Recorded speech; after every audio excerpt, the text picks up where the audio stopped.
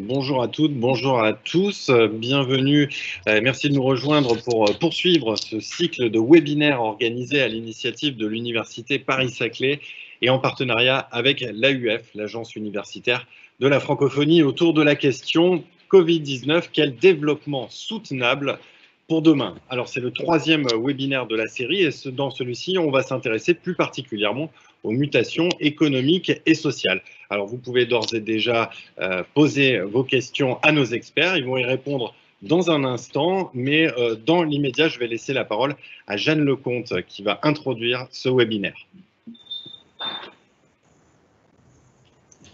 Donc, bonjour à tous, c'est en effet le troisième webinaire de la série Covid-19, quel développement soutenable pour demain, que l'Université Paris-Saclay organise en collaboration avec le média en ligne The Conversation et l'Agence universitaire de la francophonie. Alors, un premier webinaire avait été consacré le 9 juin à l'urgence relative à l'érosion de la biodiversité et au changement climatique, et un deuxième organisé le 24 juin sur le sujet de l'alimentation de demain. Alors, si vous n'avez pas pu suivre ces webinaires, ou si vous souhaitez les revoir, vous avez accès à leur enregistrement sur votre média social préféré. Alors, 2 autres séminaires seront programmés après les vacances d'été. Alors, quelques mots d'introduction pour redire une nouvelle fois que la pandémie mondiale de la Covid-19, qui est loin de s'achever, compte tenu de ce que l'on sait en ce début du mois de juillet, nous révèle l'extrême vulnérabilité de nos sociétés. Alors, ce coronavirus, qui est en fait une entité minuscule de la biosphère, est, comme tous les virus, lui-même dépendant pour sa propagation des autres êtres vivants, car il utilise leur machinerie cellulaire pour sa reproduction. Et pourtant, force est de constater qu'il a pris au dépourvu nos sociétés et il ébranle les systèmes économiques de plus en plus complexes et interdépendants.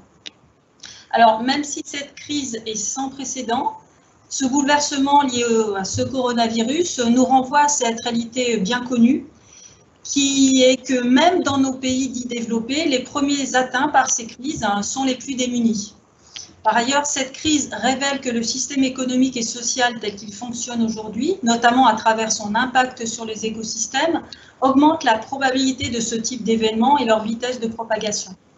De plus, on sait que la dégradation des environnements, qui est avancée comme une des causes de cette pandémie, nous réservera d'autres crises. Donc, cette pandémie nous invite donc à une réflexion systémique, ceci afin d'anticiper les prochaines crises, dont certaines sont déjà annoncées, mais surtout les éviter ou à minima les atténuer. Donc, pour répondre à ces défis complexes qui s'annoncent, penser un développement soutenable dans un sens de soutenabilité forte implique donc 2 impératifs conjoints qui sont la préservation de la biosphère sur laquelle nos sociétés s'appuient et ceux de la justice sociale.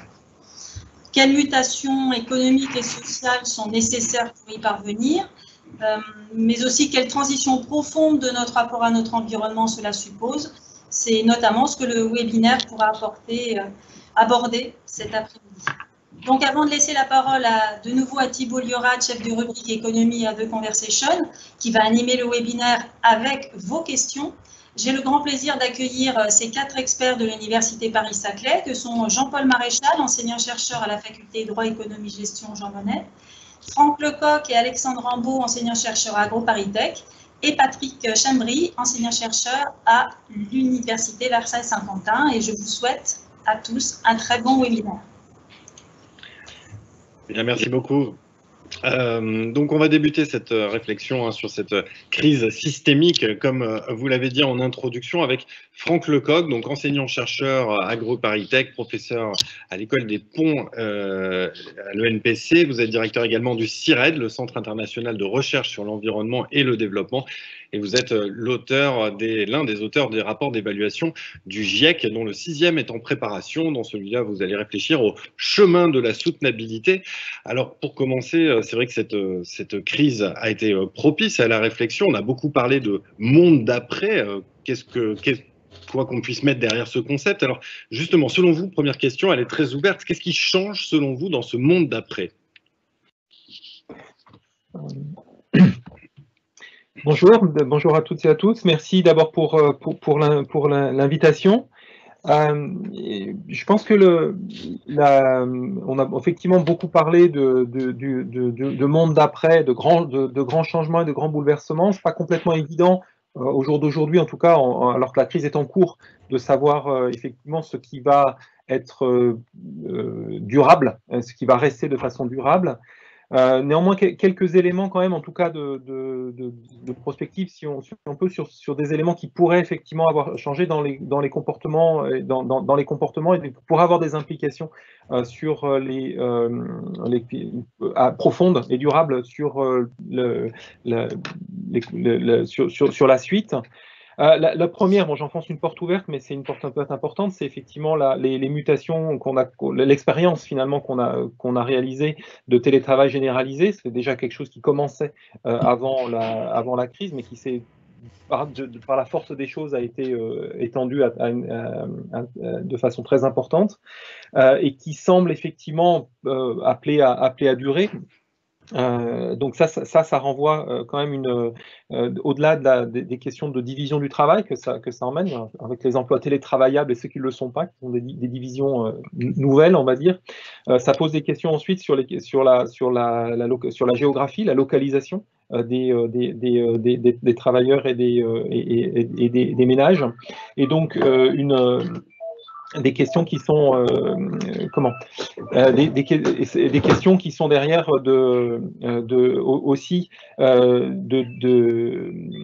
avec des implications en termes d'abord environnementale, puisque qui dit télétravail dit éventuellement moins de déplacements potentiellement. Par contre, de plus forte dépendance aussi aux outils informatiques qui existent déjà. Si le prochain virus est un virus informatique, ça peut aussi avoir des conséquences qui là sont encore plus importantes.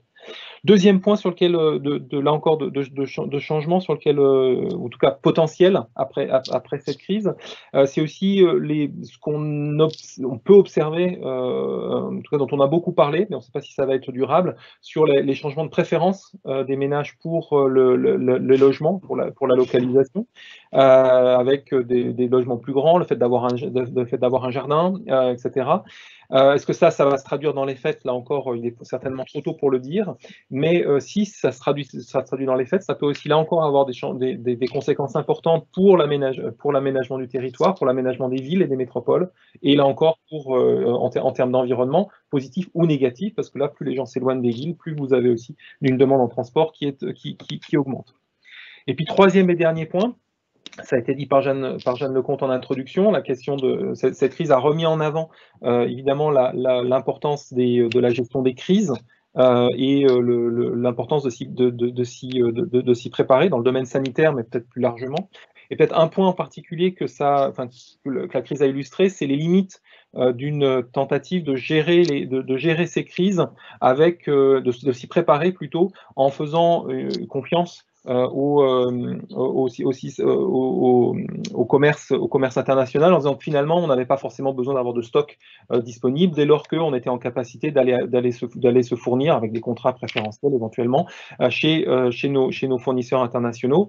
Le problème, c'est que dès lors qu'on a un événement qui est un événement systémique sur l'ensemble de la planète et pas localisé, eh ben on a bien vu qu'effectivement ce type de mécanisme ne fonctionnait plus, chacun récupérant ses propres ressources et ne les laissant pas sortir à l'extérieur, ce qui pose donc toute une série de questions sur la relocalisation des actifs stratégiques et aussi sur les coûts qui sont associés.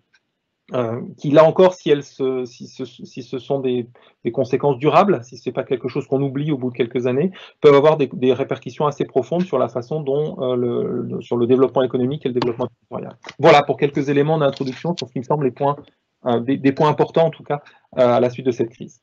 Voilà, j'invite évidemment nos auditeurs à vous poser plus de questions sur cette introduction dans un second temps. On va y arriver, mais d'abord, on va passer la parole à Patrick Scambry. Vous êtes économiste, professeur à l'Université Versailles, qui est attaché à Paris-Saclay. Vous êtes économiste, je l'ai déjà dit, vos recherches s'intéressent aux liens entre croissance, changement climatique et innovation.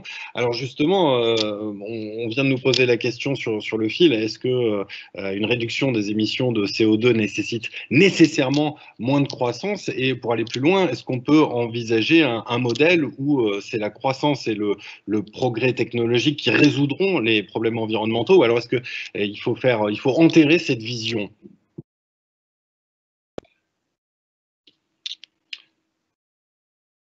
Et me semble-t-il, votre micro n'est pas allumé, Patrice Cambry.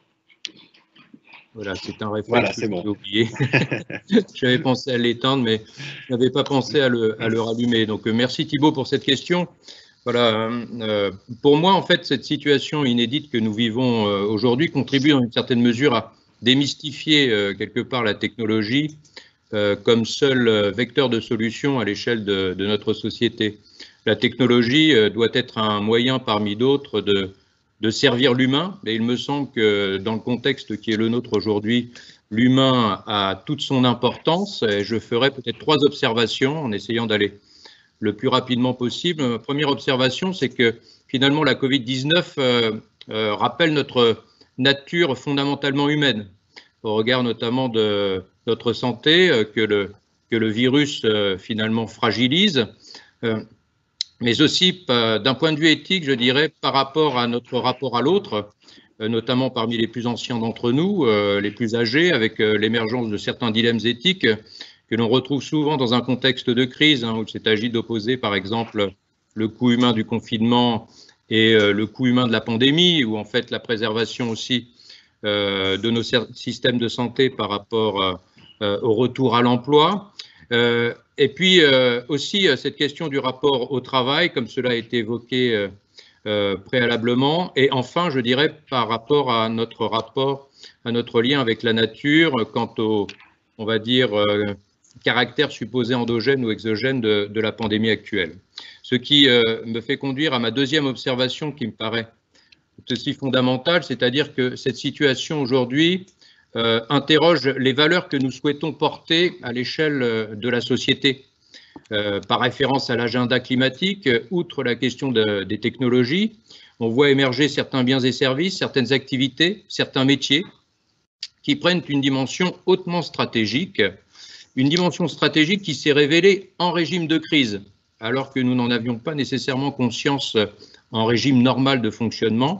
Il s'agit notamment de la santé, il s'agit des denrées alimentaires, cela a été évoqué dans le cadre du webinaire précédent, il s'agit également du numérique, auquel on ajoute les secteurs stratégiques traditionnels que sont l'énergie, bien sûr, et les questions de sécurité extérieure, par référence à la défense nationale.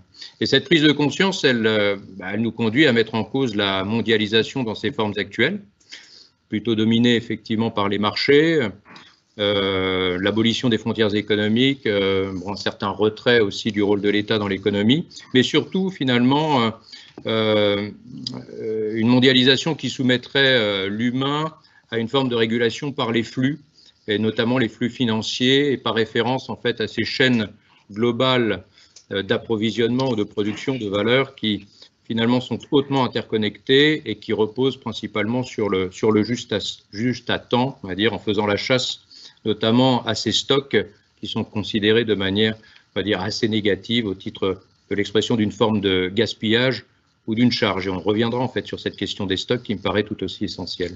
J'en viens donc à ma troisième observation. En fait, cette mise en cause de la mondialisation dans ses contours actuels révèle des enjeux qui me paraissent vraiment importants en matière de sécurité, qui ont contribué notamment à renforcer le rôle des États et du modèle de l'État-nation. Voilà, une importance que l'on retrouvera sûrement dans la construction de ces régulations futures que nous attendons, mais aussi, et pour moi c'est vraiment l'élément essentiel, par référence à la manière dont les sociétés révèlent une certaine capacité à gérer, on va dire, les tensions qui pèsent sur les stocks et pas seulement sur les flux. Une régulation donc par les stocks, donc on a beaucoup évoqué, on va dire, c'est les stocks de masques qui manquaient, des stocks de médicaments, les stocks de lits aussi, mais n'oublions pas ces stocks de barils de pétrole d'invendus sur certains marchés américains qui ont vu émerger, et ce de manière inédite dans le monde des énergies carbonées, eh bien des prix négatifs. Rappelons aussi en fait que dans les propos même du Fonds monétaire international, si je reprends son dernier rapport qui est paru à la fin du mois de juin, on évoque en fait la nécessité pour les pays de constituer des stocks de biens essentiels pour se prémunir contre l'émergence éventuelle de nouvelles crises. Et puis, du côté de certains économistes français, notamment, cette nécessité de constituer une surcapacité publique à grande échelle pour pouvoir investir ces investissements qui seraient nécessaires pour orienter, on va dire, notre société dans une direction bien particulière. N'oublions pas enfin, effectivement, les communs globaux que l'on évoque au titre de la diversité biologique et de la question climatique. Il est vrai que les changements climatiques, en fait, révèlent une pollution stock qu'il demeure particulièrement difficile à gérer, au regard justement de cette nature toute particulière, très dynamique, qui nécessite que l'on prenne en compte non pas seulement ce que l'on émette aujourd'hui en termes de gaz à effet de serre, mais également ce que l'on a émis hier et ce que l'on va émettre demain. Donc pour moi, clairement, effectivement, ce qui me paraît assez fondamental à prendre en compte au regard de cette question finalement qui met en relation, on va dire, la croissance économique et des enjeux environnementaux, c'est la nécessité d'entrevoir d'autres formes de régulation plutôt centrées sur la notion de stock, qui m'apparaît être l'un des maîtres mots, on va dire, de la situation actuelle, avec un critère de référence que l'on retrouve de manière récurrente, qui n'est autre que le critère de la résilience. Voilà. Mais toutefois, je dirais qu'il ne s'agirait pas de tomber d'une domination à l'autre. Il va nous falloir concilier, on va dire, diverses formes de régulation, la régulation par les stocks que j'évoque, mais aussi une certaine forme de régulation par les flux, car nous avons besoin aussi de ces flux pour pouvoir restaurer, préserver et constituer ces stocks. Voilà. Merci beaucoup, Patrick Scambry. Alors, cette question de la régulation, elle est intéressante. On va sans doute en parler un petit peu avec Jean-Paul Maréchal. Vous êtes économiste rattaché à la faculté Jean Monnet, droit, économie, gestion. Vous êtes spécialiste notamment des questions de négociation internationale sur le climat. Et c'est vrai que si on peut imaginer, on peut rebondir sur ce que disait Patrick Scambry, on pourrait mettre une régulation à l'échelle nationale, mais si on est les seuls à le faire, c'est assez vain. Alors, finalement, comment est-ce qu'on peut peser pour inciter de très grosses économies à s'engager, et en particulier la Chine, et comment est-ce que, plus généralement, on évite les phénomènes de passagers clandestins à l'échelle internationale? Et votre micro est coupé. Là, vous m'entendez? C'est bon. Parfait. Donc, je vous disais bonjour à tous et merci de m'avoir invité à participer à ce séminaire.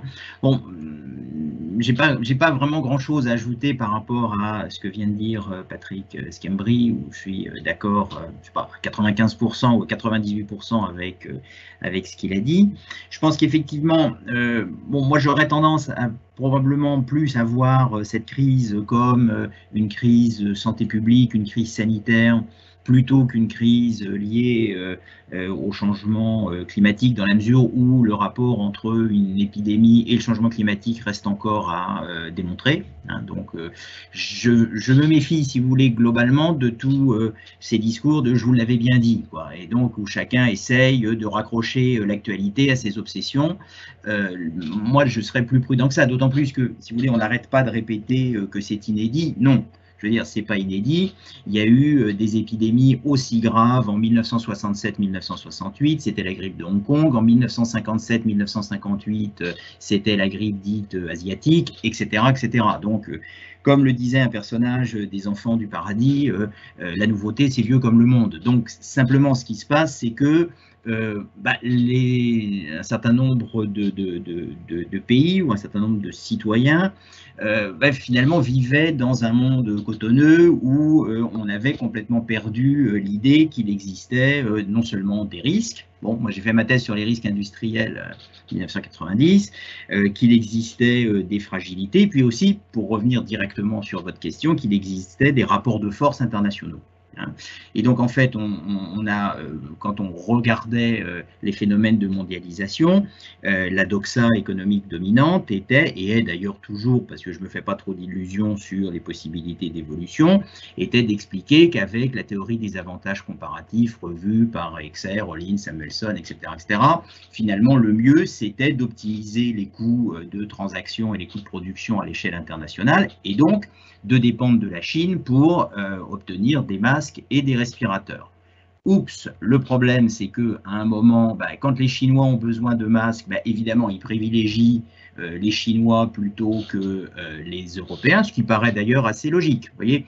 Mais ça n'a rien de nouveau, hein. Je vous rappelle que au moment de la COP de Stockholm, on avait beaucoup reproché à Obama de privilégier l'industrie automobile américaine sur les considérations des écologistes européens. Ben oui, enfin, je veux dire, pourquoi? Parce que Barack Obama défendait les intérêts américains et pas les intérêts de Nicolas Sarkozy, ce qui paraît finalement assez logique. Et c'est ça qu'on a redécouvert à cette occasion-là. Vous voyez, c'est que finalement, la différence entre l'Europe et puis de l'autre côté les États-Unis et la Chine, c'est que les États-Unis et la Chine, quels que soient leurs dirigeants, comptent partout dans le monde, alors que l'Europe, on l'adore, mais ne fait peur à personne. Et qu'à partir de là, on se retrouve évidemment tout à fait démuni lorsque on a besoin de principes actifs parce qu'on se rend compte que le Doliprane est fabriqué en Chine, que les masques sont fabriqués en Chine, etc. etc. Donc moi je pense que c'est un peu ça, si vous voulez, ce que ça me suggère cette crise de la Covid-19, puisqu'il faut mettre le féminin, de la Covid-19, c'est que finalement, ça pourrait restaurer, vous voyez, une approche en termes d'économie politique internationale, vous voyez, où on essayerait de prendre en compte à la fois les questions économiques, mais aussi les questions politiques. Et donc, votre question, c'était qu'est-ce qu'il faut faire pour amener la Chine à être plus coopérative en matière de lutte contre le changement climatique? Eh bien, l'idéal, ce serait évidemment, vous voyez, de créer ce qu'un économiste qui s'appelle Nordhaus s'appelle un club climat, c'est-à-dire en fait d'intégrer les questions environnementales, puisque c'est de ça dont vous me parlez, dans les accords commerciaux internationaux, et donc d'augmenter les tarifs douaniers pour les pays qui ne mettraient pas en œuvre des politiques favorables à l'environnement, mais que ce soit pour le changement climatique ou pour d'autres choses. Et donc, effectivement, ça créerait à ce moment-là une structure d'incitation qui pourrait éventuellement, et c'est éventuellement dans ma phrase qui est important, les Chinois à modifier ou à aller plus loin dans leur volonté de lutter contre le changement climatique. Je coupe mon micro? Oui, alors, voilà. C'est vous. Vous pouvez. Merci beaucoup, Jean-Paul. Pour finir ce premier tour de table, on va passer la parole à Alexandre Rambaud de l'AgroParisTech, docteur en mathématiques et en sciences de gestion. Et pour faire le lien avec les interventions d'avant, je vais préciser que vous êtes spécialisé en comptabilité financière et écologique. Alors, effectivement, il y a sans doute des choses à faire en matière de régulation, mais la comptabilité, c'est quand même un sujet qui est extrêmement important. Est-ce qu'on pourrait imaginer un système international qui prenne en compte les externalités socio-environnementales? Est-ce que c'est pas là le point de départ de la transition, finalement, à un système dans lequel, par exemple, délocaliser deviendrait une opération non rentable? Oui, alors... merci beaucoup déjà pour cette invitation donc, à échanger sur ces sujets. Donc, sur la question de la mise en place d'une comptabilité internationale et de la prise en compte des impacts socio-environnementaux, alors première réponse courte, oui, il faudrait. Réponse plus compliquée, c'est comment? Voilà, où on en est et comment on fait. Ce qui se passe, c'est que y a plusieurs éléments. Déjà, au niveau international, il existe des normes comptables qu'on appelle les normes IAS, IFRS pour International Accounting Standards et International Financial Reporting Standards, donc les normes comptables internationales, normes de reporting financier international, qui posent en fait un certain nombre de problèmes et qui, pour le dire de façon très schématique, sont plus la cause de problèmes que la possibilité de résolution de problèmes. Alors, pourquoi? Parce que ce qui se passe, c'est que les normes comptables dites internationales qui sont apparues à partir de 70-80 sont totalement liées à ce qu'on a appelé la financiarisation de l'économie et ont participé très activement à l'idée que les organisations devaient être axées uniquement sur l'actionnaire et sur une mise en avant de la valeur boursière des actionnaires, ce qui fait d'ailleurs que, c'est un rapport de Natixis de 2017, on est arrivé à un constat, c'est que la finance actuelle de marché ne finance plus les entreprises. Son rôle, c'est d'évaluer du risque pour les actionnaires, de fluidifier les échanges d'actifs sur les marchés et de valoriser pour les actionnaires, en fait, les entreprises. Alors, à partir de là, on a donc déjà un premier problème qui est que quand on parle de finance durable, de transition écologique, et ce que montre aussi au niveau, ce que la crise sanitaire montre en termes de réorganisation de la société, on a donc un système financier qui n'est même plus connecté au fait de pouvoir allouer du capital sur des entreprises. C'est plus sa fonction. Donc déjà, il y a un énorme problème et les normes comptables internationales y participent très activement. Donc déjà, même avant d'aller dans l'extra-financier, on a un problème déjà, on va dire, de problème de reconnexion de la finance à l'économie réelle, aux entreprises. Et donc le deuxième point, c'est effectivement, si on passe à l'extra-financier, qu'est-ce qui se passe? Et là aussi, on a en fait, là aussi de façon très schématique, deux grandes visions des choses. On a une vision qui est alignée justement sur cette appréhension de la finance à l'heure actuelle, qui est alignée sur d'ailleurs un certain nombre de théories économiques, on va dire standards, qui est de dire quand on va intégrer de l'extra-financier, ce sera sous l'angle de leur capacité à générer des bénéfices futurs, en fait, des flux de valeur futurs. Alors au niveau des entreprises, par exemple pour les actionnaires. Donc pour le dire de façon plus directe, hein, c'est on va intégrer la question des écosystèmes, du climat ou la question des êtres humains, du salariat, sous l'angle de qu'est-ce que ça apporte en plus, quelles sont les caractéristiques humaines et naturelles qui participent à la création, à l'amélioration en fait de la création de valeur, sous-entendu actionnariale. C'est comme ça d'ailleurs qu'on définit de façon classique la notion de capital naturel, capital humain. Donc on a une façon d'appréhender les choses, on va dire, sous l'angle de la valeur, cette obsession de la valeur, on va dire. Et puis il y a une autre façon d'aborder les choses qui, elle, est beaucoup moins répandue, qui est de dire, et je rejoins d'ailleurs les analyses qui ont été faites avant, qui est de dire, il y a un moment donné, quand on parle de durabilité, il y a des problèmes de stock, de préservation d'un certain nombre de choses auxquelles on tient, auxquelles il faudrait tenir, et qui sont en train d'être dégradées. Le climat est en train d'être dégradé, ce sont des débats politiques et scientifiques, hein, sur la plateforme du GIEC notamment, qui permettent de dire, voilà, on doit arriver à rester dans une trajectoire de degrés, c'est-à-dire que là, il y a un problème de dégradation de quelque chose, c'est en dehors de valorisation économique. Même chose pour la biodiversité, même chose pour des êtres humains. On a des êtres humains qui, dans des entreprises, et là on l'a vu pendant la crise sanitaire, on se dégrade véritablement. Et donc derrière, ce qu'il est nécessaire de faire, c'est que les systèmes comptables prennent en compte justement cet impact et prennent en compte la possibilité de, entre guillemets, préserver, et dans un sens de dette, c'est-à-dire reconnaître non pas la création de valeur et l'obtention de la valeur, mais le fait qu'il y a des dettes vis-à-vis du climat, vis-à-vis des écosystèmes eux-mêmes en tant qu'entités biophysiques réelles et complexes, vis-à-vis des êtres humains. Et donc, là, on l'a vu dans la crise sanitaire encore une fois, si on avait évalué en fait toute la dette véritable que l'on a envers, d'un côté, la biodiversité et de l'autre côté, les êtres humains qui, tous les jours, sont capables de faire tourner notre économie sans qu'on s'en rende compte, on arrive à des montants qui peuvent être gigantesques, qui sont basés en fait sur les coûts nécessaires pour appréhender justement la préservation de ces entités naturelles, de ces êtres humains, c'est-à-dire l'intégration des coûts. Et donc revenir à l'idée suivante qui est que la comptabilité, si on intègre l'extra-financier, devrait prendre en compte les coûts nécessaires pour préserver toutes ces myriades d'entités, encore une fois naturelles, ces êtres humains, auxquels on devrait tenir, auxquels on devrait reconnaître en fait qu'on doit tenir. Donc, intégrer ces coûts pour permettre ensuite de voir comment, au niveau de la finance, on peut être à même de couvrir ces coûts, c'est-à-dire piloter et organiser ces coûts.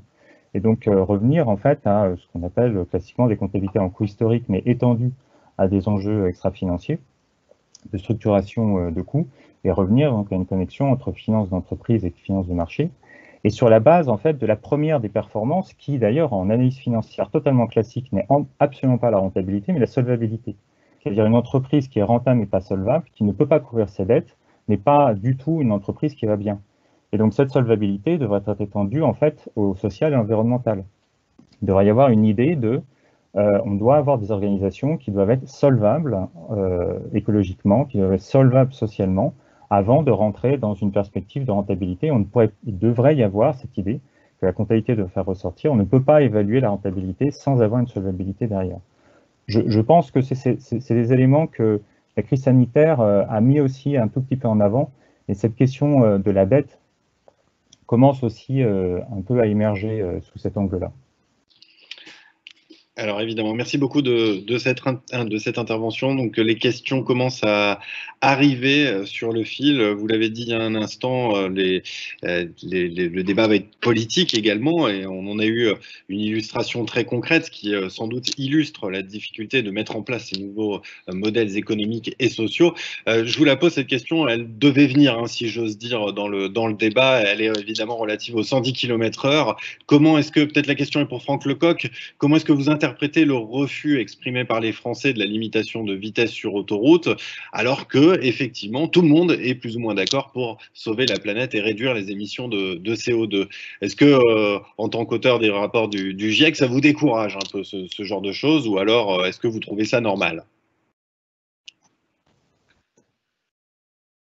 Alors, déjà, je ne sais pas si tout le monde, enfin, je pense que tout le monde, effectivement, une majorité de gens sont effectivement très motivés par l'idée de sauver la planète, mais on a tous aussi d'autres préoccupations et d'autres objectifs qui sont aussi louables, de fait d'avoir un logement décent, d'avoir un emploi, d'avoir un certain nombre de biens, de mener une vie qui soit décente. On peut avoir des objectifs aussi qui concernent la réduction de la pauvreté. On peut alors là, si je suis en France, mais après si je vais dans d'autres pays, cette question de la réduction de la pauvreté, elle devient à certains endroits beaucoup plus aiguë.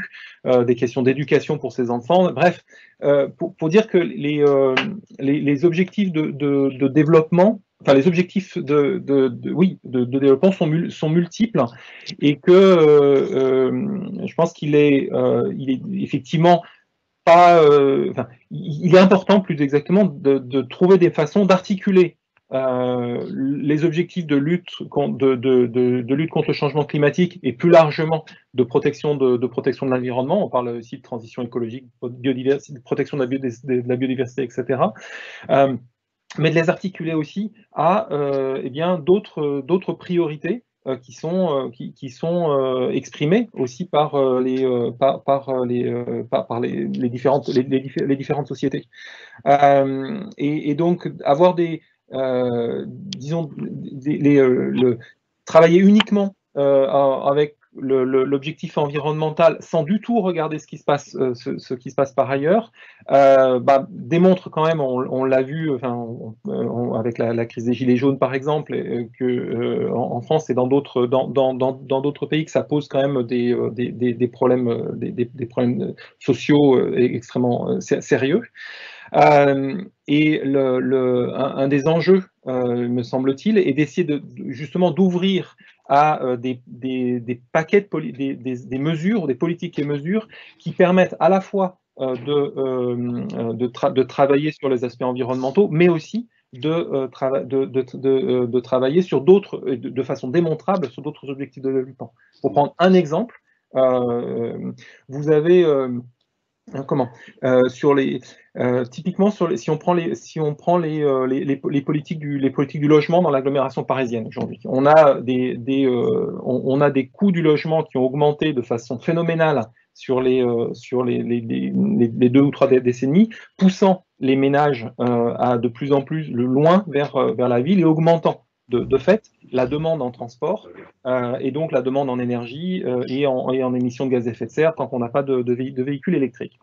On peut mettre une taxe simplement une taxe sur le carbone pour essayer de rendre le carburant plus cher, mais si les gens de toute façon n'ont pas la possibilité de se rapprocher de leur lieu de travail, on va simplement avoir des coûts qui vont s'empiler sur les gens en périphérie, et rien de plus. Si au contraire vous articulez cette taxe, mais avec des politiques sur le logement qui permettent qui essaye en tout cas de favoriser un rapprochement, le fait que les gens se rapprochent un petit peu de leur lieu de travail, à ce moment-là, vous avez à la fois quelque chose qui travaille sur l'environnement, mais aussi en même temps quelque chose qui touche à un autre objectif, qui est celui de se loger de façon décente. Et il me semble que cet enjeu d'articulation entre les deux, elle est vraiment centrale si on veut progresser de façon effective dans la lutte contre le changement climatique et la transition écologique. Merci.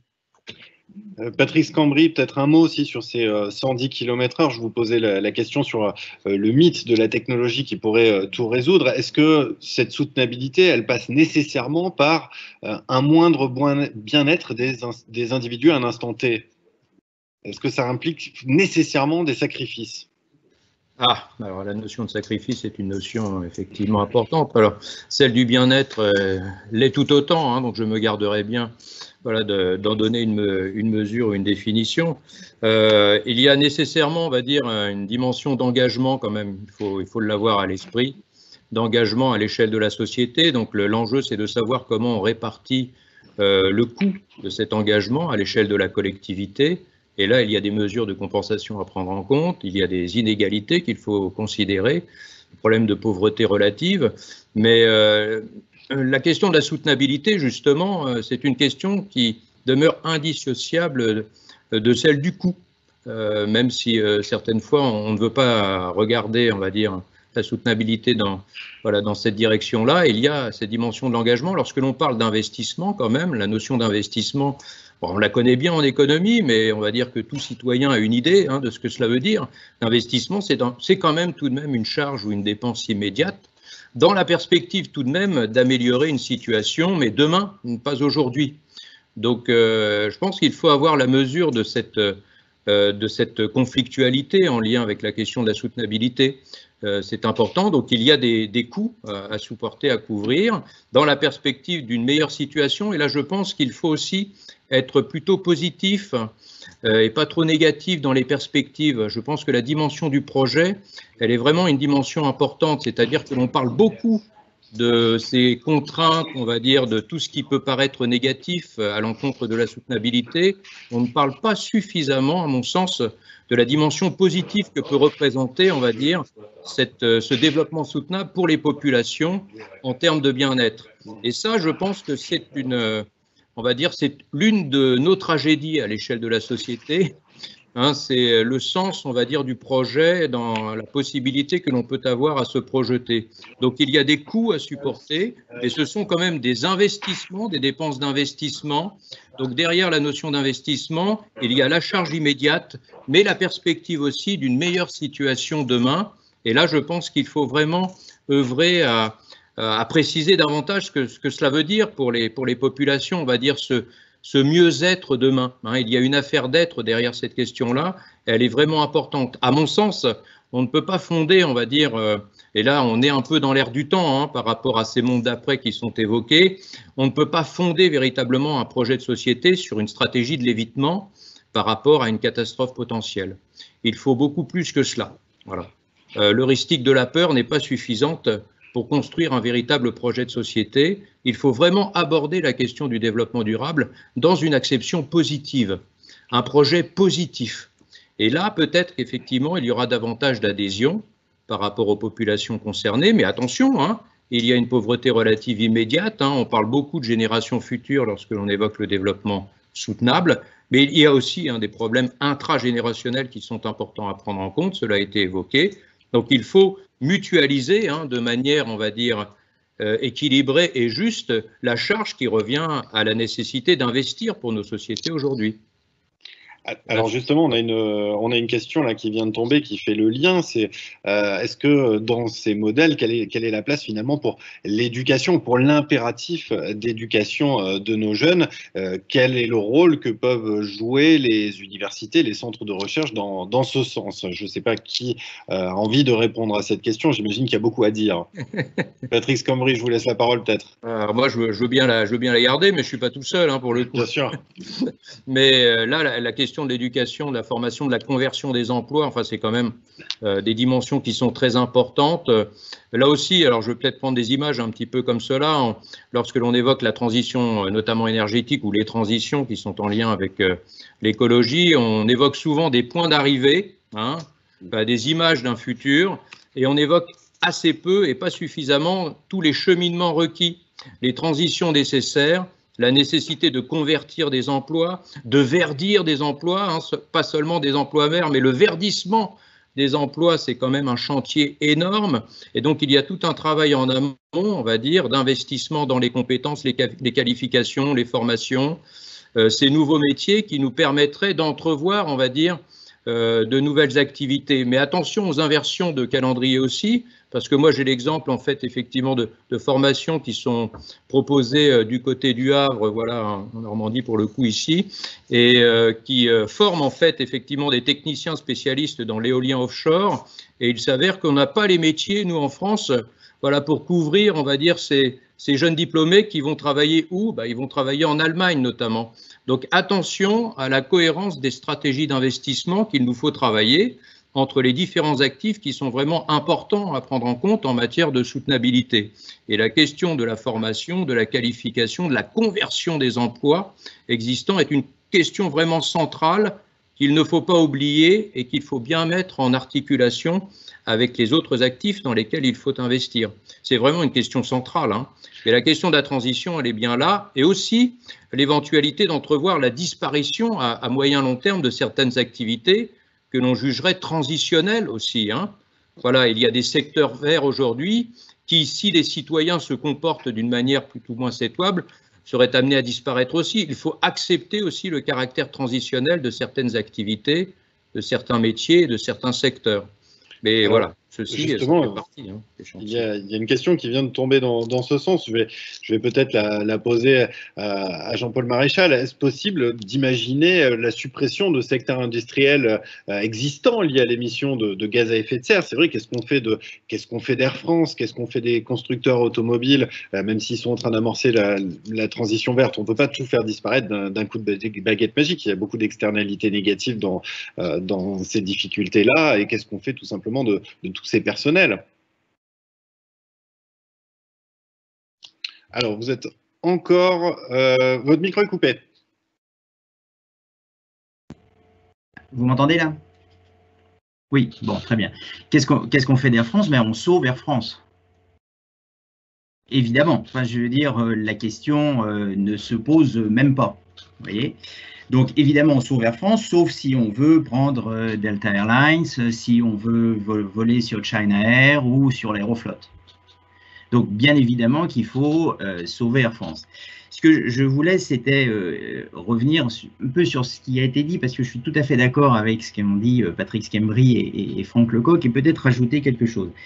C'est que quand on travaille, comme c'est un peu, je pense, notre cas à tous, sur les questions de développement durable depuis 10 ans, 20 ans, 30 ans, moi j'ai soutenu ma thèse sur la gestion des risques industriels en 1990, on est un peu, alors là c'est un témoignage personnel, on est un peu désespéré de voir tout être cristallisé par un débat sur les 110 km/h, voyez, pour sauver la planète. D'abord parce que sauver la planète, c'est une expression sur laquelle il faudrait longuement s'interroger. Et puis surtout parce qu'en réalité, 110 km/h sur l'autoroute, ça ne change rien. Du tout. Donc si l'idée, c'est de sauver la planète en roulant à 110 km/h, ce qui est d'ailleurs le cas quand il y a du trafic sur l'autoroute, hein, ou quand il pleut, donc vous voyez bien que ça n'aura aucun impact. Non, je pense qu'il faut être un peu sérieux, vous voyez, sur ces questions-là. Et par exemple, vous voyez, quand moi j'ai enseigné la fiscalité écologique, ça dépend de l'objectif que vous recherchez. À technologie constante, si vous voulez réduire les émissions de CO2, il faut favoriser le diesel. Parce qu'à 100 km, une voiture consomme moins de carburant diesel que d'essence. Si vous voulez réduire les émissions de CO2, évidemment, il faut favoriser le moteur à essence sur le moteur diesel. Ce que je veux dire par là, en prenant cet exemple-là, c'est qu'on ne peut pas poursuivre tous les objectifs en même temps. Et que, effectivement, c'est moins important de polluer sur une autoroute que de polluer en centre-ville.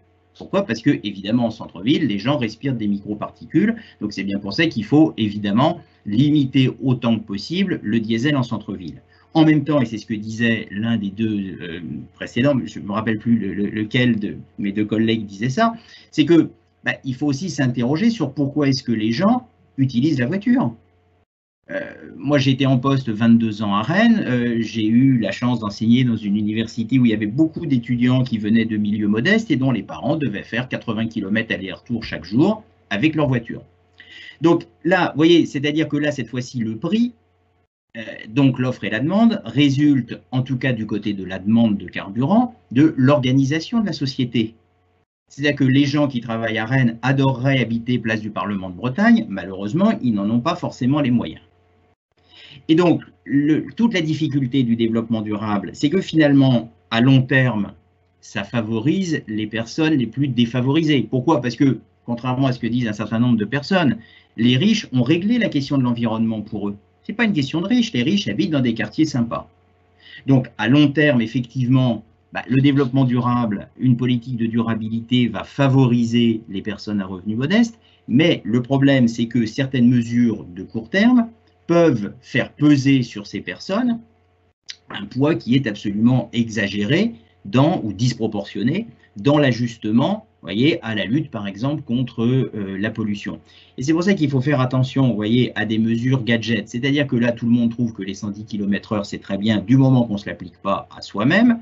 Et évidemment, le président de la République n'est pas fou au point d'avoir validé cette mesure, parce qu'on a vu avec les Gilets jaunes que ça peut susciter une opposition extrêmement importante. Et moi, je trouve que le développement durable, c'est un sujet qui est trop important, vous voyez, pour que ça soit systématiquement médiatisé de manière négative. C'est pareil si on prend par exemple l'isolation des bâtiments. Tout le monde est pour l'isolation des bâtiments, d'accord? Quelqu'un qui est propriétaire d'un pavillon en banlieue de Paris, s'il veut faire isoler son pavillon, ça va lui coûter 70 000 €. Qui, aujourd'hui, a les moyens de mettre 70 000 € comme ça, juste pour isoler sa maison. Vous voyez, c'est que si vous ne prenez pas en compte les coûts qui sont liés à ce type de politique, évidemment, vous ne les mettez jamais en œuvre. Pourquoi? Parce que ça suscite une opposition, et puis, évidemment, ça finit par reculer. Quant à la question d'Air France, évidemment qu'il faut sauver Air France. Pourquoi? Parce que toute la politique d'un pays ne peut pas se résumer à la lutte contre les émissions de CO2. Tout comme toute la politique d'un pays ne peut pas se résumer à couvrir le pays d'hôpitaux. Et c'est pour ça que tout à l'heure on parlait de comptabilité, etc. Il faut se méfier des chiffres. Parce que les chiffres, d'un certain point de vue, vous leur faites dire ce que vous voulez. Finalement, on a bloqué l'économie française et on a pris moins 11% de PIB. Pourquoi? Parce qu'en fait, on avait une épidémie qui touchait majoritairement des gens de plus de 80 ans. Donc, si on avait été dans un calcul purement utilitariste, on laissait l'épidémie.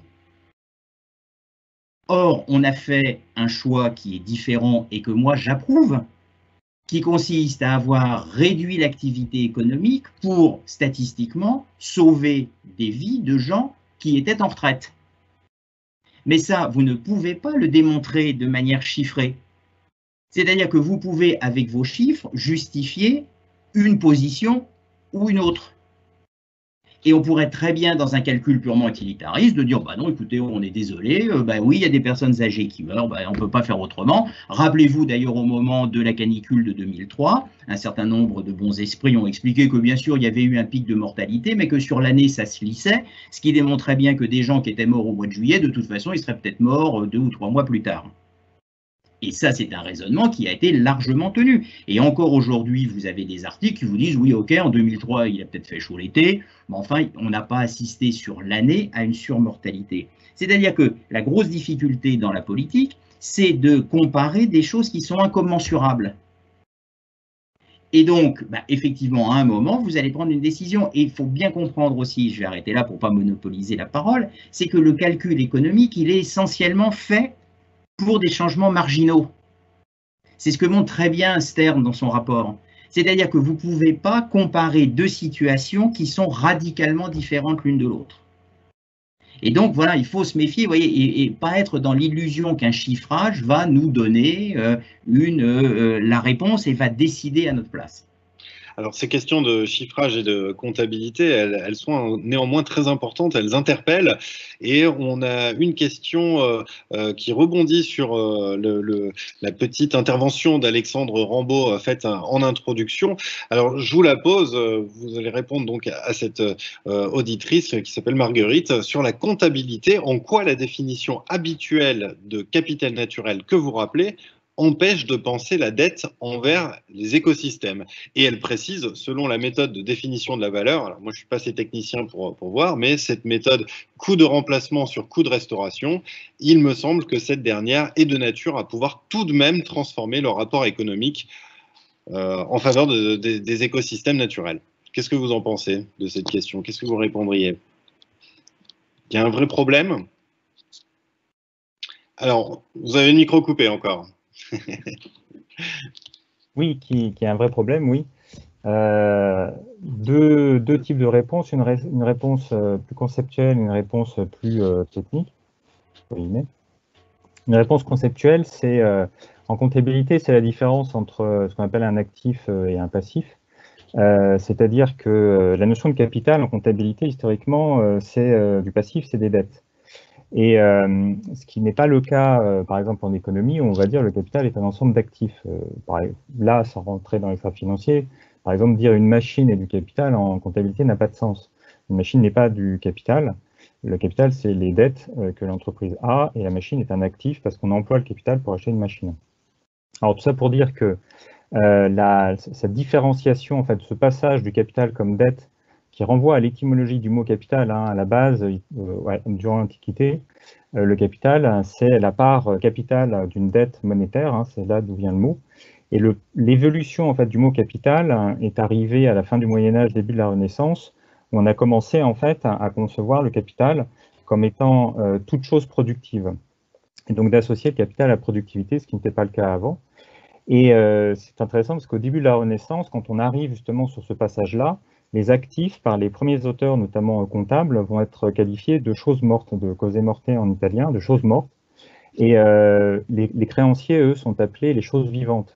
Et donc, on va couper le monde entre les choses vivantes et les choses mortes. Les choses mortes, c'est les actifs, donc les choses sur lesquelles on peut faire ce qu'on veut et avoir en fait un flux de valeur et de rentabilité.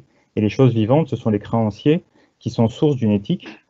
Au passage, il se trouve que ce n'est pas du tout un hasard que ça arrive à la Renaissance, puisque ça renvoie en fait à la rupture moderne sur ce qu'on appelle la dichotomie entre objet et sujet, entre nature et culture. C'est-à-dire que les actifs sont renvoyés du côté des objets, donc de ces choses et des moyens sur lesquels, de l'autre côté, les sujets qui vont donner lieu au passif ont la possibilité donc de créer de la valeur. Donc déjà, il y a un problème conceptuel, c'est de considérer que l'environnement, c'est uniquement des actifs, donc des moyens qui sont capables de fournir de la valeur et qui n'ont pas en fait de valeur intrinsèque, qu'il n'y a pas de source d'éthique vis-à-vis d'eux en l'état. Alors d'un point de vue plus technique, en fait, cette vision qui est rappelée du coût de remplacement sur coût de préservation, qui renvoie à des problématiques d'analyse coût-bénéfice qui sont totalement standards effectivement quand on raisonne sur le capital naturel de façon classique. Énormément de résultats et de modèles qui datent pour certains des années 70. On a par exemple des modèles sur les pêcheries avec le modèle de Clark, enfin les travaux de Clark, qui étaient parus dans Science à l'époque. On a aussi la même chose en économie avec le modèle de Peirce en 76 sur cette idée-là, même avec l'internalisation des externalités, enfin sans entrer dans les détails. En fait, on montre que les limites de trajectoire de durabilité qui sont basées sur les analyses coût-bénéfice à partir de cette vision-là, donc en valeur, conduisent à des choses qui ne sont pas raccords, qui ne sont pas compatibles avec des gestions écologiques sur base biophysique. Pour donner un exemple très simple, c'était ce que Clark démontrait en 1973, c'est que si un stock de poissons a un taux de croissance intrinsèque qui est inférieur au taux d'actualisation, il est optimal, à partir d'une analyse coût-bénéfice, d'arriver à exterminer les poissons. Peirce, en 1976, démontre de la même chose qu'il est toujours optimal, même en internalisant les externalités, d'aller au-delà de la capacité de résilience des écosystèmes. Donc, ce que je veux dire, c'est que cette vision-là, en fait, on a l'impression que quand on gère les services, quand on gère la productivité, quand on gère, en fait, non pas en fait, une valeur intrinsèque, entre guillemets, sans rentrer dans les débats sur la valeur intrinsèque, mais quand on gère donc quelque chose qui est purement d'un point de vue utilitariste et humain, on peut arriver à gérer de façon durable. En fait, non, c'est faux. Et il y a un moment donné, l'idée, dans ce que je défends avec un certain nombre de collègues, c'est de revenir à cette idée que le capital, ce sont des choses capitales à préserver, donc revenir à l'idée historique, étymologique et anthropologique de ce qu'est le capital. Et donc de dire, quand on parle de capital naturel, en fait, on doit parler d'une entité capitale à préserver. Même chose que pour le capital humain, ça doit être une entité capitale à préserver, non pas des actifs. Et pour terminer, du coup, les actifs qui seraient en parallèle, ce seraient en fait les emplois que l'on fait du capital. Pour donner un exemple, on fait beaucoup d'expérimentations autour de ça, ça renvoie notamment à un modèle qui existe, qui s'appelle le modèle CARE, pour Comprehensive Accounting in Respect of Ecology. Par exemple, dans l'agriculture, le sol en tant que tel donc, est un capital, c'est-à-dire c'est un bien commun, c'est quelque chose qui doit être préservé, c'est une entité capitale à préserver, tandis que les actifs, ce sont les emplois que l'on fait du sol, c'est-à-dire c'est par exemple la culture de blé, la culture arboricole, qui deviennent du coup les actifs de l'agriculteur et non pas le sol. Voilà. Décidément. Merci beaucoup pour ces précisions. On a d'autres questions qui viennent, là, qui tombent sur le fil. Il y a des interrogations notamment sur tous les plans de relance qui ont été mis en place ces dernières semaines par les différents gouvernements face à la crise. Franck Lecoq, comment est-ce que vous analysez, vous, ces plans de relance? Est-ce qu'ils vous paraissent suffisamment ciblés, suffisamment incitatifs pour vraiment qu'on bascule vers d'autres modèles plus soutenables, ou alors est-ce que vous avez l'impression que c'est simplement une préservation de l'existant?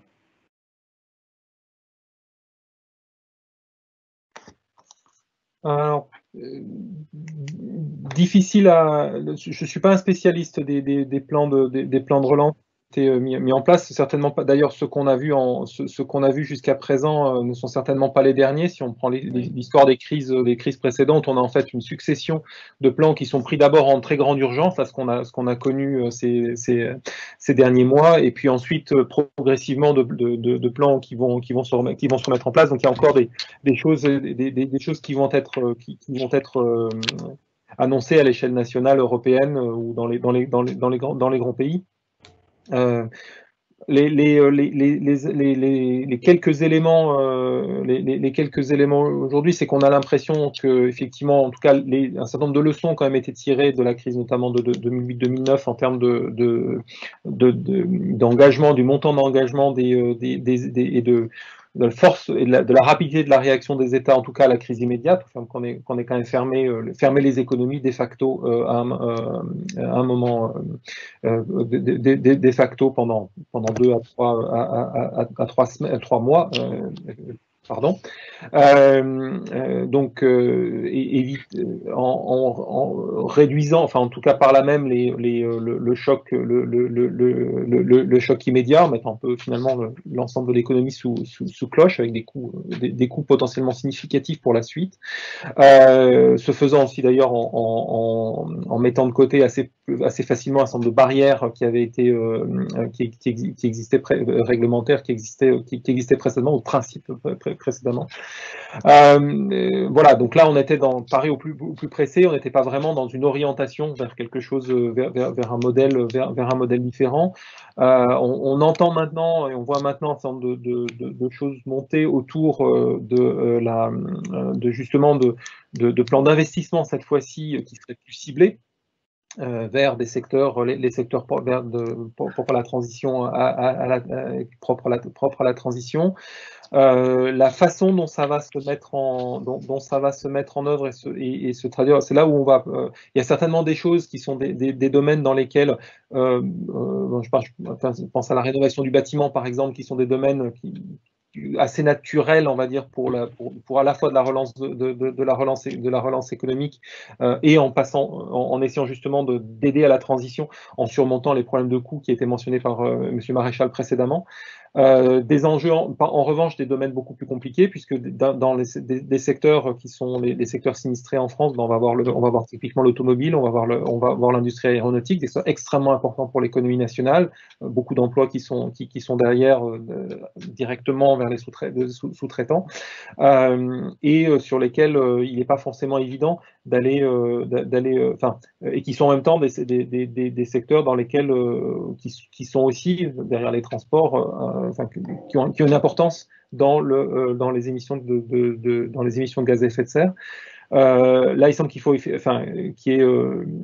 c'est certainement pas sur le court terme en tout cas qu'on pourra imposer des choses très fortes à ces secteurs déjà très fragilisés.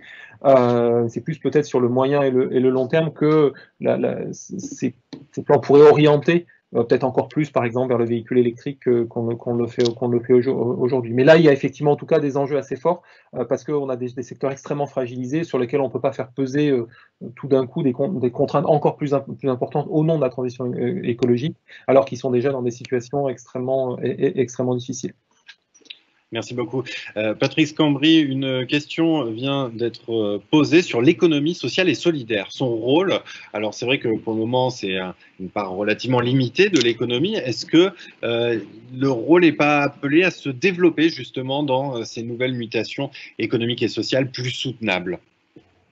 Oui, bon, c'est vrai que de toute façon, c'est une dynamique qui demeure en cours, voilà, qui ne date pas du contexte actuel et de la pandémie. Certains souhaiteraient, donc là, c'est la dimension, on va dire, un peu des mondes d'après, entre la lecture un petit peu positive qui consiste à analyser les dynamiques en cours, à essayer de voir s'il y a de la continuité et de la rupture, et puis l'autre versant qui relève plutôt de l'injonction, où on souhaiterait voir l'opportunité pour changer les choses. Donc voilà, ces économies, alors donc sociales et solidaires, l'économie circulaire, donc des modes de régulation de nos activités économiques qui rendraient davantage compte, on va dire, de notre préoccupation à l'environnement.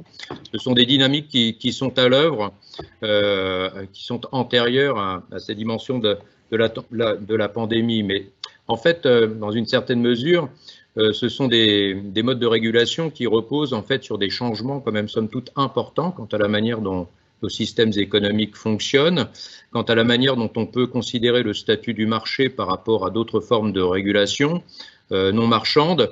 Donc il y a la lecture, on va dire, dans le contexte en fait de ces économies de marché, et puis une lecture qui viserait finalement des modes d'organisation, des systèmes qui s'écarteraient, on va dire quelque part effectivement de ces logiques marchandes. Donc ça, c'est la question un petit peu de savoir dans quelle mesure nous souhaiterions, on va dire, changer de modèle de société et de système économique, et quelle devrait être la part du marché par rapport à d'autres formes de régulation qui seraient non marchandes, celles-ci, qui renverraient peut-être davantage effectivement à d'autres formes de rapport, on va dire, aux activités économiques, aux choses produites, au statut de la propriété, à la question des usages. Donc il y a les dynamiques en cours, et puis cette volonté de profiter peut-être d'un point de bifurcation pour bien apporter encore davantage, on va dire, l'opportunité d'un changement. Là, c'est pas nécessairement évident dans le prolongement de ce qui a été dit précédemment. C'est vrai qu'il s'agit d'une crise en fait qui s'annonce pour le coup, pour ce qui concerne la crise économique et sociale. Nous n'en sommes qu'au début dans une certaine mesure.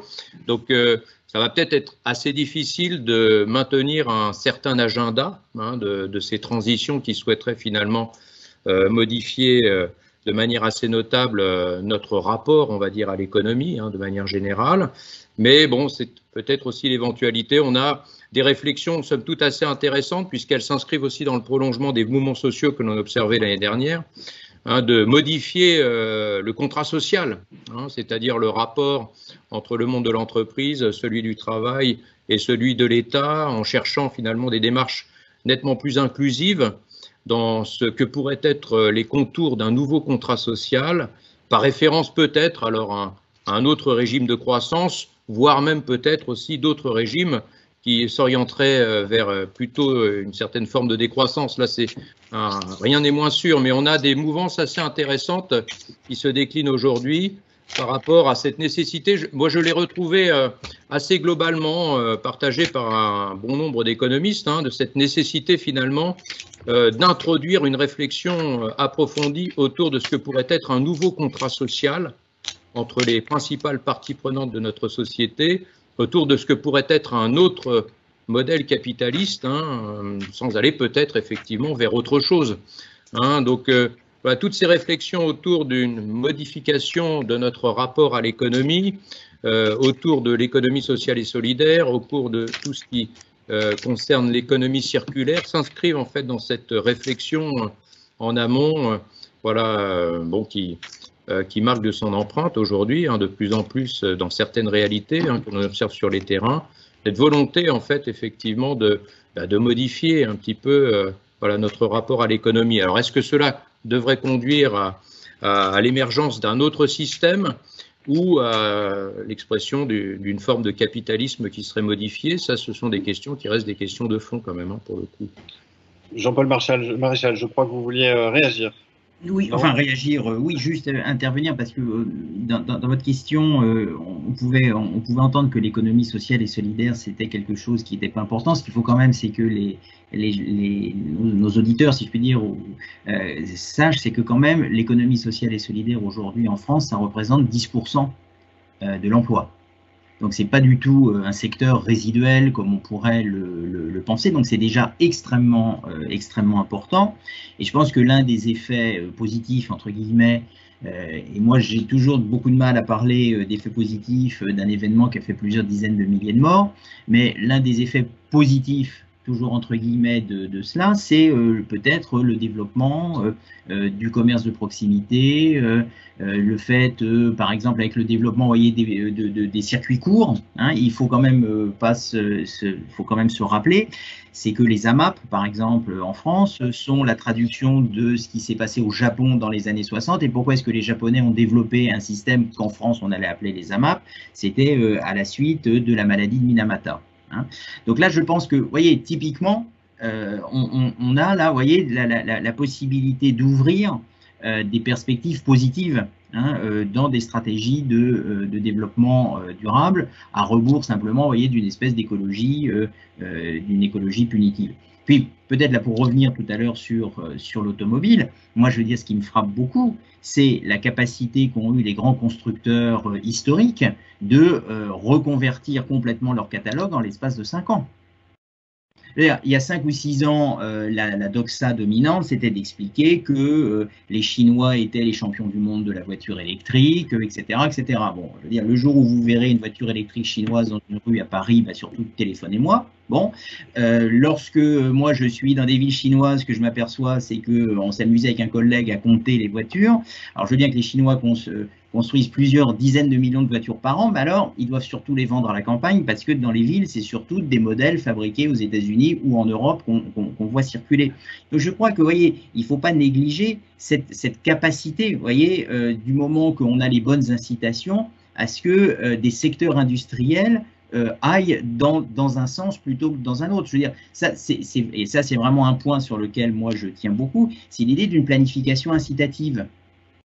Je veux dire, et quand on parle des constructeurs aéronautiques, je travaille justement sur ce domaine-là, c'est que depuis 10 ans, il y a un organisme qui s'appelle le CORAC qui travaille et qui investit pour faire des moteurs qui consomment de moins en moins. Donc je pense que, vous voyez, il faut vraiment éviter les simplifications si on veut avoir des programmes de développement durable qui soient crédibles. Vous voyez, c'est simplement ça que je voulais dire. Dernière question avant de conclure pour Alexandre Rambaud. Une question, alors on n'est plus du tout dans l'ESS, mais quel rôle vont jouer les investisseurs des sociétés comme BlackRock, sont mentionnés? Comment est-ce qu'ils peuvent soutenir ces changements et soutenir la mise en place de ces modèles plus soutenables? Alors, il y a une différence entre les investisseurs et BlackRock, parce que les investisseurs puissent soutenir, oui, BlackRock, il y a un certain nombre de questions qui se posent. Il ne s'agit pas de procès, loin de là, d'intention à BlackRock, mais par exemple, ce qui se passe au niveau de l'Union européenne sur l'emprise que l'Union européenne a accordée à BlackRock a fait beaucoup réagir, y compris dans des milieux assez qu'on ne peut pas soupçonner d'environnementalisme, notamment à l'autorité des normes comptables.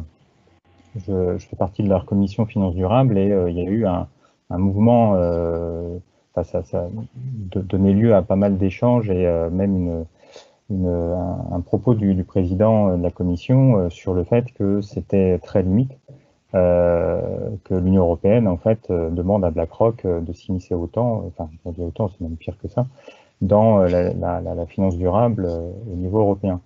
Ce qui se passe, c'est que, encore une fois, déjà, il y a un problème donc intrinsèque à la finance que j'ai rappelé, c'est que si on aborde la finance, et si les investisseurs abordent la finance sous un angle de évaluation de risque, valorisation boursière des entreprises, plus possibilité d'avoir en fait des échanges d'actifs très rapidement, enfin, d'actions et autres produits rapidement, dans ce cas-là, honnêtement, ça ne sert pas à grand-chose.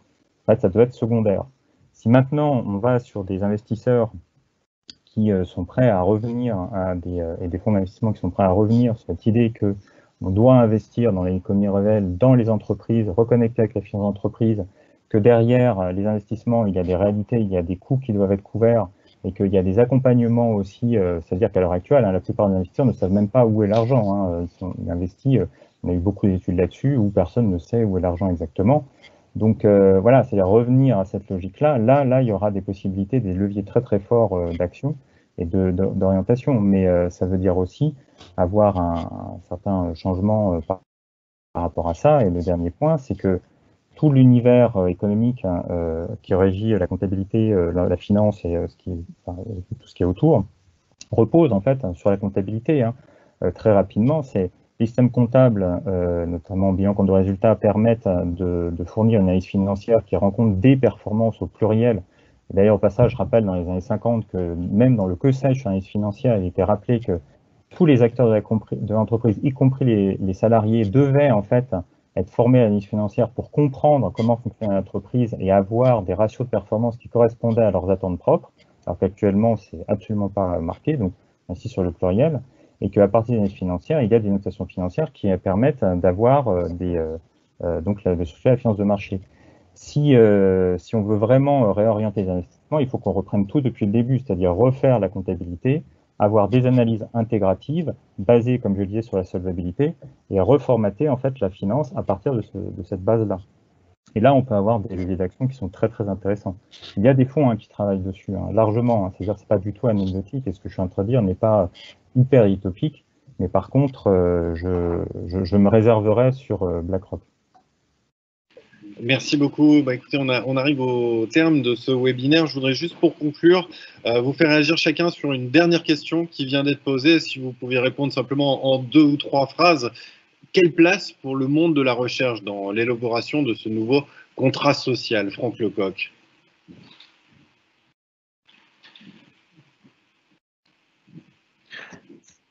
Alors, d'abord, je souscris tout à fait à l'idée effectivement qu'une bonne partie que si effectivement on veut avancer correctement dans le domaine de la soutenabilité, en particulier avec des efforts importants, pas des choses à la marge, mais effectivement des transformations majeures de nos sociétés, des transitions majeures en tout cas dans nos sociétés, ça nécessite de fait quelque chose qui ressemble à une renégociation, une redéfinition du contrat social, dans lequel on met autour de la table les entreprises, le patronat, les syndicats, et dans lesquels on discute finalement des équilibres entre du chemin de transition. Du chemin de transition. Clairement, les gens autour de la table ne sont pas d'accord. Ils arrivent ils sont pas d'accord sur ce qu'il faut faire, mais ils sont pas d'accord aussi même sur la façon dont le monde fonctionne lui-même. Et donc, un des rôles, me semble-t-il, et c'est compliqué, parce qu'il y a des effets, là je parle en économiste, rien que le système économique et son fonctionnement, c'est quelque chose de pas simple. Il y a des effets en direct ou des effets dominos qui sont pas faciles à mettre en... Les interdépendances. Les interdépendances, tout à fait. Et en plus, les gens ne sont pas d'accord sur la façon même dont ils fonctionnent. Le marché du travail, etc. Ce que nous, on peut peut-être apporter, modestement, c'est effectivement d'aider au moins à faire comprendre et à mettre sur la table quelles peuvent être les conséquences des différents choix qui sont discutés. sans dire voilà, c'est ça qui va, c'est ça, on n'a pas de boule de cristal disant c'est ça qui va se passer, mais au moins d'éclairer que vous n'êtes pas d'accord sur un certain nombre de choses. Bon, il y a des choses sur lesquelles vous n'êtes pas d'accord, mais en fait c'est pas grave, parce que ça n'a pas vraiment beaucoup d'impact sur les conséquences de vos décisions aujourd'hui. Au contraire, il y a des choses sur lesquelles vous n'êtes pas d'accord, là qui sont vraiment importantes, parce que selon qu'on croit l'un ou qu'on croit l'autre, c'est pas du tout les mêmes conséquences. Déjà, si on arrive à isoler ça, donc à aider à un débat un peu plus disons, resserré sur les instants essentiels, et là où il y a des choix politiques ensuite à faire. Ça, je pense que c'est effectivement un apport que la science peut aborder, et en particulier une science interdisciplinaire comme on la pratique au sein de l'Université Paris-Saclay, où on a la chance de pouvoir regarder pas seulement le système économique, mais aussi ses relations avec les systèmes naturels, par exemple, systèmes climatiques, etc. Patrick Scambry, en 2 mots, quelle place pour le monde de la recherche? Oui, très bien. Ben, je poursuis voilà, ce qui vient d'être dit de ce point de vue-là. Moi, je pense qu'il faut, voilà, la recherche contribue un peu à voilà, à travailler le sens des termes qui sont utilisés, le sens des mots, ce que cela veut dire, d'aller un petit peu creuser, on va dire, en profondeur, voilà, cette dimension du sens qui me paraît si importante. Hein. J'ai évoqué l'importance du temps du projet, quelque part, et peut-être le problème de son absence, parce qu'on est en quête de sens par rapport à l'avenir. Et donc, la recherche est un élément très important, justement, pour bien creuser, hein, de manière assez précise, on va dire, le sens des termes qui sont utilisés. Et puis, militer pour une économie de l'intelligibilité, hein, celle qui vise à comprendre un petit peu les causalités complexes qui sont en jeu. C'est vrai qu'on vient chercher assez souvent les économistes pour chercher un petit peu des projections, pour prédire, pour prévoir. Non, c'est plutôt une économie de l'intelligibilité, hein, qu'il nous faut, voilà, hein, de bien travailler, on va dire, ces causalités qui paraissent importantes, et puis respecter le temps de la recherche aussi. Je crois que le contexte de la pandémie actuelle a bien souligné que la science a besoin de temps aussi. Mais c'est vrai qu'il faut aussi pouvoir articuler, on va dire, science et politique dans une certaine mesure. Bon, c'est toute la réflexion, notamment autour du principe de précaution, qui me paraît être d'actualité aujourd'hui, hein, assez fondamentale. Donc la recherche, c'est aussi une question de temps, en fait, hein, pour le coup. Voilà, laisser le temps aux chercheurs de procéder à leur recherche et respecter ce temps de la recherche, tout en tenant compte effectivement de la nécessité de décider et d'agir, puisqu'il y a des urgences auxquelles il faut répondre, mais c'est ce qui permet aussi de redorer le blason du politique par rapport à l'expert dans une certaine mesure, de remettre en place un petit peu le rôle de chacun dans cette réflexion-là. Je pense que la situation actuelle est une situation qui permet de remettre, on va dire, au jour, on va dire, cette question fondamentale que l'on avait découverte aussi avec la question climatique, hein, il y a quelques décennies de cela. Voilà. Merci beaucoup. Jean-Paul Maréchal, pour conclure, un petit mot. Moi, juste un petit mot, c'est Patrick a insisté sur le temps de la recherche. Moi, j'insisterai sur la liberté de la recherche. Hein, vous savez, il y a un général américain qui a dit on a perdu en Irak à cause du PowerPoint. Bon, nous, grosso modo, on a un peu perdu face au Covid-19 à cause des appels à projets. Donc, tant que la recherche sera contrainte de cette façon-là, de toute façon, ça n'avancera pas. Et j'en ai une preuve, c'est que moi j'ai eu l'honneur de faire ma thèse avec le professeur Passet, on est 2 aujourd'hui, bon, je crois que tu étais le dernier avec lui, et René Passet en 1979 a écrit un ouvrage qui s'appelle L'économique et le vivant, réédité chez Economica, et là où il y a tout un débat, mais est-ce qu'on, les questions de régulation naturelle, où est-ce qu'on les met, etc., etc. Donc on a l'impression de tout découvrir. En réalité, c'est ce que René Passet en 1979 appelle dans son livre La gestion normative sous contrainte. Et donc si les gens qui travaillaient dans son sillage avaient été laissés plus libres, et c'est vrai pour tout le monde, je pense qu'on n'aurait pas besoin à chaque fois de réinventer la roue. Merci beaucoup. Alexandre Rambaud, pour conclure. Alors, ça va être très rapide parce que je souscris entièrement à tout ce qui a été dit. C'est la difficulté de passer en dernier. Une petite chose, oui, alors tout ce qui est structuration des controverses, il faut du temps, il faut reconnaître ce temps sur la problématique aussi qui est derrière les appels à projets qui pose énormément de questions, et voilà, donc sur la liberté, et sur aussi la remise en avant aussi de recherche aussi normative, c'est-à-dire avoir articulé des recherches techniques, des analyses critiques et des propositions et des positions aussi normatives, et voilà, que la recherche réactiver cela et rendre possible ça, puisque la normativité a été très critiquée dans les milieux autorisés dans un certain temps, on va dire, donc le remettre aussi en avant. Et donc, je pense que voilà, sur ces éléments de structuration des controverses, donner du temps à la recherche, avoir une liberté, avoir cette activation analyse critique et normativité, c'est comprendre que la recherche, dans ce cadre-là, a énormément à faire et est un élément déterminant pour aller vers des sociétés plus durables.